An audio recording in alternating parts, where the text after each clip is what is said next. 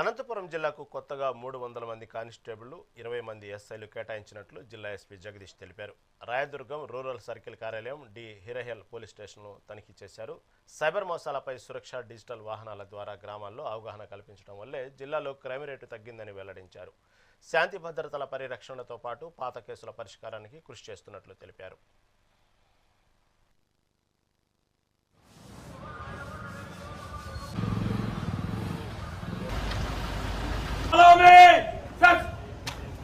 Central పోయి మళ్ళీ site వేసాడు కదా ఫార్వర్డ్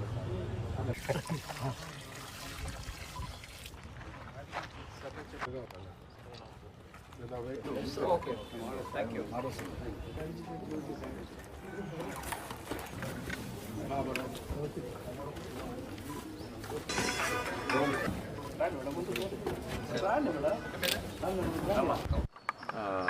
ఇప్పుడు 3 o'clock తర్వాత అపాయింట్మెంట్ ఆర్డర్స్ కూడా ఇవ్వడం జరుగుతుంది. నెక్స్ట్ 1 year లోపల వాళ్ళు ఫుల్లీ ట్రైన్ అయ్యి మాకు ఫీల్డ్ లెవెల్లో అవైలబుల్ ఉంటారు. అనంతపురం జిల్లాకి దాదాపు 300 మంది మాకు అడిషనల్గా ఫోర్స్ వస్తూ ఉన్నారు.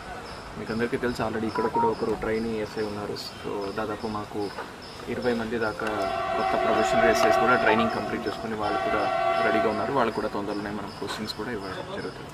సార్ ఇక్కడ రాయదుర్గ్ వచ్చేసి పెద్ద రిలీజ్ ఉంది.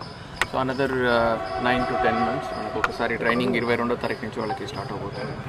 సో దాని తర్వాత ఒక 1 year లోపల వాళ్ళందరూ కూడా ట్రైన్ అయిపోతారు.